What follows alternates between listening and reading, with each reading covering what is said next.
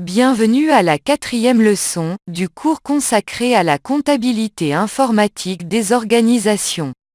Nous allons aborder dans cette leçon les notions de nomenclature des comptes et des documents de synthèse.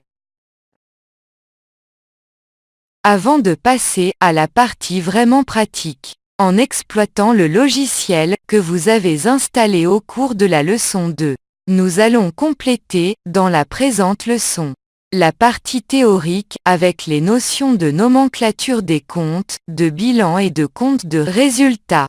Cette leçon introduira les ingrédients de base indispensables à la compréhension des éléments de la suite du cours. Au cours de la réalisation des manipulations pratiques, vous devrez probablement reprendre la lecture de certaines parties de cette leçon. Avant de passer à la partie vraiment pratique, en exploitant le logiciel que vous avez installé au cours de la leçon 2, nous allons compléter, dans la présente leçon, la partie théorique avec les notions de nomenclature des comptes, de bilan et de compte de résultat. Cette leçon introduira les ingrédients de base indispensables à la compréhension des éléments de la suite du cours. Au cours de la réalisation des manipulations pratiques, vous devrez probablement reprendre la lecture de certaines parties de cette leçon. Dans la première leçon, nous avons pris comme exemple la comptabilité, évidemment fort simple, d'une personne physique. À partir de la présente leçon, nous allons nous intéresser à la comptabilité d'une organisation. Une entreprise par exemple, une comptabilité nécessairement plus élaborée. Que votre organisation soit petite, moyenne ou grande. Que vous soyez un organisme étatique ou privé. Votre comptabilité dispose d'un certain nombre de comptes, que l'on a regroupés pour former ce que l'on appelle dans le jargon comptable, la nomenclature des comptes de l'entreprise. Cette nomenclature, dans sa constituante, repose sur deux critères qui sont la nature de l'activité de l'organisme et la complexité du système de gestion. À noter, quel que soit le volume de cette nomenclature, celle-ci doit obéir aux normes comptables d'organisation en vigueur, qui se trouvent dans un document qui porte le nom de « Système comptable financier ». Le premier constat est que celle-ci est composée de 4 ensembles ou catégories de comptes, qui sont les suivants. Les comptes de l'actif, les comptes des dettes, les comptes de produits, et enfin les comptes de charges. Commençons l'exploration de ces catégories une par une, pour voir à quoi elles correspondent. Et quel type d'informations devons-nous mettre dans chaque catégorie. Commençons par la catégorie compte de l'actif. En consultant cette catégorie, vous allez voir qu'elle inclut tous les comptes qui ont un lien avec les biens que l'organisation possède. Mais pour plus de précision et pour séparer les différents types de biens, vous constaterez que cette catégorie se subdivise en sous-catégories si vous voulez. Tout d'abord les biens. Les biens sont tous ceux dont cette organisation est propriétaire et destinée à rester en son sein. Il pourra s'agir de terrains, de bâtiments, de matériel industriel, d'équipements de production, de matériel informatique, de brevets, de logiciels, etc. On les appelle dans le jargon de la comptabilité les biens immobilisés ou immobilisation. Les stocks de matières premières, de produits finis ou de marchandises également appartiennent à cette sous-catégorie de biens.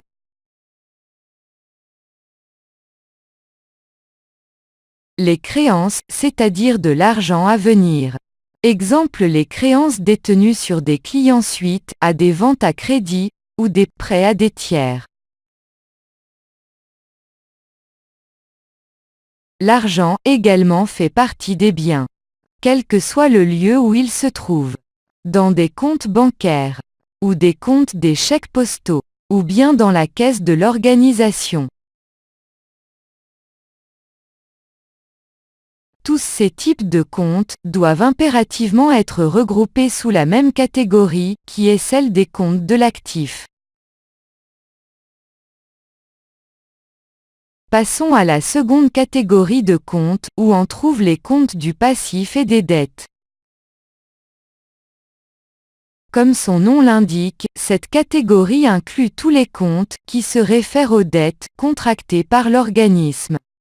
Alors, qui peut devoir de l'argent à un organisme? Dans la nomenclature des comptes, nous avons recensé 5 sous-catégories. À des fournisseurs, lorsque des achats sont faits à crédit. Aux banques, lorsque l'organisation emprunte de l'argent auprès d'institutions bancaires. À l'État ou aux organismes sociaux. Impôts, retenues sociales, dues aux caisses d'assurance sociale, aux employés, pour les salaires et indemnités non versés. Et enfin aux propriétaires actionnaires de l'organisation. Avant de passer à d'autres catégories, nous devons faire la remarque suivante. Est que la dette de l'organisation à l'égard de ses actionnaires est le capital. Celui-ci représente donc une dette permanente à long terme de l'organisation vis-à-vis de ses propriétaires. Ce n'est qu'en cas de liquidation que l'organisation devra restituer les capitaux aux propriétaires, après avoir remboursé bien sûr les autres dettes. Premier document de synthèse, le bilan. Les deux comptes que nous avons vus, c'est-à-dire le compte de l'actif et le compte passif et dette, vont nous permettre d'établir notre premier document comptable qui est le bilan. Voici donc cette illustration qui met en évidence les deux composants du bilan. La colonne gauche représente les biens que possède l'organisation. Quant à la partie droite, elle représente les différentes dettes contractées par l'organisation.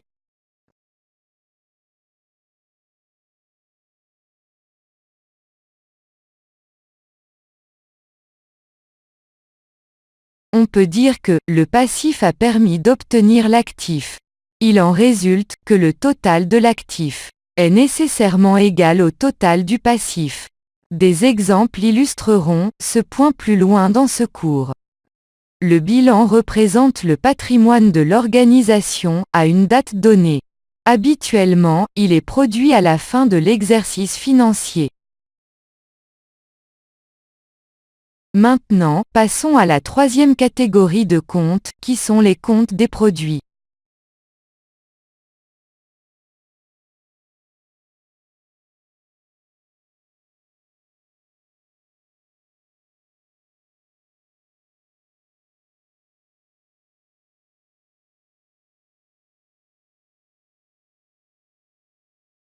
Comme leur nom l'indique, on y met les produits qui représentent principalement les ventes de l'organisation à ses clients. Cela peut être de la marchandise ou de la prestation de services ou vente de produits finis. C'est-à-dire fabriqués, donc tout ce que produit l'organisation, on le met dans ses comptes. Prenons deux exemples de la vie courante. Un épicier vendra des marchandises, alors que le centre de formation, lui, va vendre des prestations de services. Mais il se peut que l'organisation produise d'autres revenus provenant de d'autres sources, tels que les loyers perçus par un propriétaire, les dividendes perçus par un possesseur de titres financiers, ou bien les intérêts perçus par un prêteur. Et au final, la dernière catégorie des comptes que nous avons est celle des comptes de charge.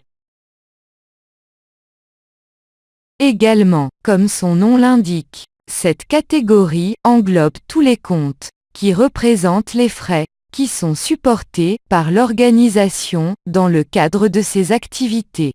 Dans la nomenclature comptable, nous avons énuméré 3 catégories de tels frais. Arrivent en premier les achats de matières premières. Que ce soit pour la fabrication de produits finis ou l'achat de marchandises destinées à être revendues. Là, il s'agit d'achats de produits stockables. Le second type de compte, ce sont les comptes d'achat de prestations. Nous citerons comme exemple le loyer, les frais d'assurance, les frais de communication, les salaires, etc. Quant au troisième type de compte, ce sont les comptes d'achat, destinés à être consommés au premier usage, comme les produits d'entretien, les petites fournitures de bureau, les consommables informatiques, etc. Deuxième document de synthèse, le compte de résultat. Les deux dernières catégories que nous avons citées auparavant, c'est-à-dire les comptes de produits et les comptes de charges, ensemble nous permettront de produire le second document comptable qui est le compte résultat de l'organisation. Celui-ci retrace l'activité de l'organisation pour une période donnée, habituellement un exercice financier. Et le tableau que nous voyons devant nous illustre bien le compte de résultat avec le compte de produit à droite et le compte des charges à gauche. C'est ce compte qui nous informe du résultat financier de l'organisation. On pourra dire que l'organisation est bénéficiaire si le montant des produits est supérieur à celui des charges. Et dans le cas contraire, on dira que l'organisme est déficitaire si le montant des charges est supérieur à celui des produits.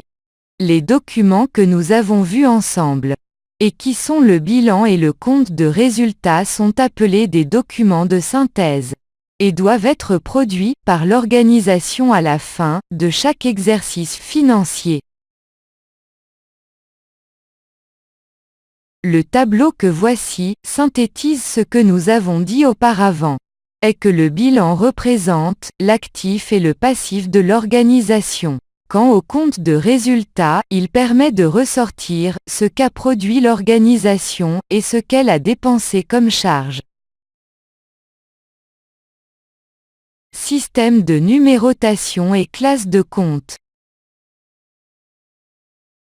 En Algérie, pour tenir sa comptabilité, toute entreprise doit donc utiliser une nomenclature comptable conforme au plan comptable SCF. Système comptable financier.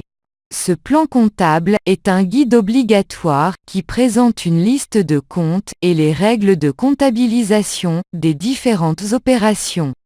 Même si l'architecture de base de ce plan comptable est fixée, une organisation peut ouvrir, si utile, des subdivisions aux comptes proposés.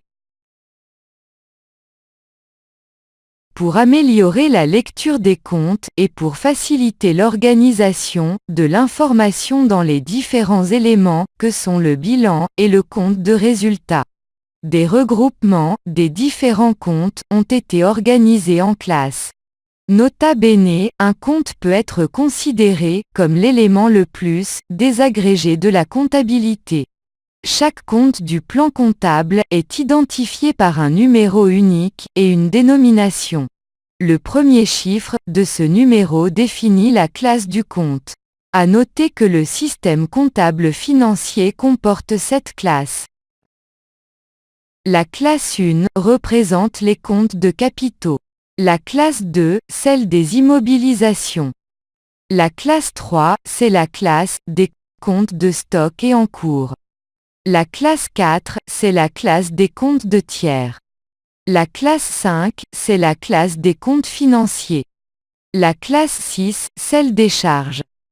Et enfin la classe 7, c'est la classe des comptes de produits. Chaque classe fait partie d'un document de synthèse, que ce soit le bilan ou le compte des résultats. Le tableau que vous voyez devant vous va vous permettre de mieux comprendre. De la classe 1 à la classe 5. Ces classes font partie du bilan et sont réparties de la manière suivante comme le montre le tableau. La classe 1 se trouve au passif du bilan, quant à la classe 2 et 3, elle se situe dans la partie active du bilan. Pour ce qui est des classes 4 et 5, vous constaterez que les comptes qui les constituent sont répartis les uns à l'actif du bilan, qui sont des comptes débiteurs, et les autres au passif lorsqu'il s'agit de comptes créditeurs. Pour ce qui est des comptes de la classe 6 et 7, elles font partie du second document de synthèse, qui est le compte de résultat. Dans la partie charge du compte de résultat, on trouve les comptes de la classe 6, et dans la partie produit on trouve les comptes de la classe 7. Les classes se subdivisent en comptes principaux à 2 chiffres, 10, 11, 12, etc. Ces comptes principaux peuvent, à leur tour, être subdivisés en comptes à 3 positions, 101, 102, 103, etc. Ces subdivisions successives peuvent aller jusqu'à 8 niveaux de précision. Remarque: le système comptable financier SCF impose les subdivisions au niveau des comptes principaux. Certains codes ont un sens particulier. Exemple: le chiffre 8 en deuxième position concerne les comptes d'amortissement. Par contre, le chiffre 9, en deuxième position, identifie les comptes de provision et de dépréciation. Mais quand le 9 est en position 3, inverse le solde normal d'un compte.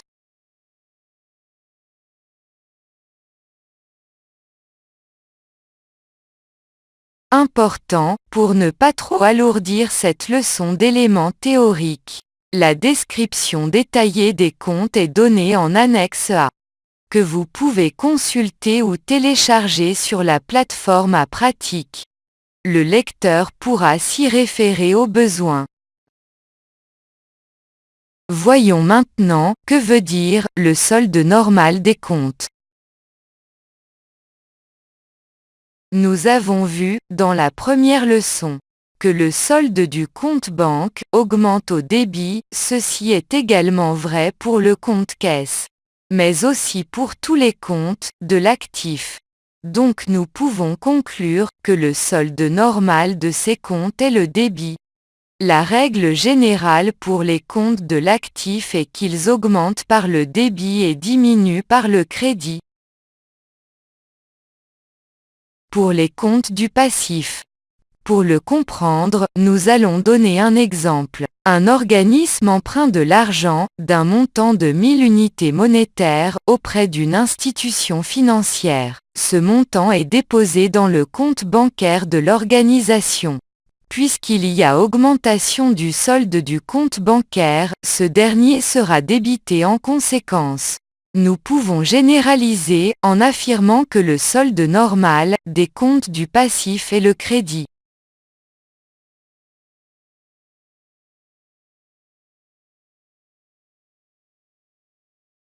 Par conséquent, la règle pour que le solde de compte soit normal, que ce soit pour l'actif comme pour le passif, est la suivante. Les comptes d'actifs augmentent par le débit et diminuent par le crédit. Par contre, les comptes du passif augmentent par le crédit et diminuent par le débit.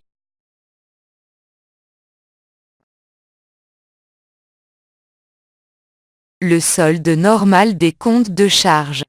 Prenons un exemple qui fait intervenir un compte de charge, celui du paiement du loyer, au moyen d'un chèque bancaire, d'un montant de 72 000 unités monétaires. Le paiement du loyer se traduit par une diminution du solde bancaire, donc par le crédit du compte banque et par conséquent, principe de la partie double, par le débit du compte loyer. Dans ce cas-ci également, nous pouvons généraliser en affirmant que les comptes de charge augmentent par le débit et diminuent par le crédit.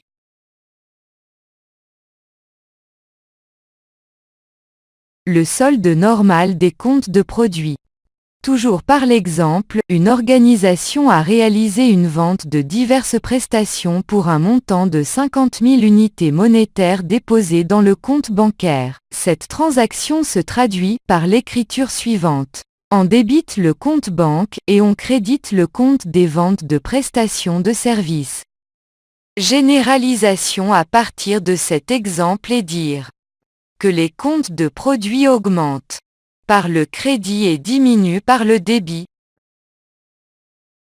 Et pour résumer cette partie de la leçon, sur le solde normal des comptes, voici un tableau récapitulatif qui résume tout ce que l'on a dit sur le sujet. Que les classes 2, 3, 4 et 5 qui se trouvent dans l'actif sont toujours débiteurs. Que la classe 1 et 4 au passif sont toujours créditeurs. Que la classe 6 qui se trouve dans le compte de charge est toujours débiteur. Et enfin, que la classe 7 du compte de produit est toujours créditeur. Sur ce, nous terminons cette 4e leçon. Nous vous remercions de nous être attentifs et nous vous disons au revoir et à très bientôt pour une nouvelle leçon. Mais avant de nous quitter, toujours utile de vous le rappeler, que vous pouvez poser vos questions sur les leçons via le forum mis à votre disposition sur la plateforme Appratique.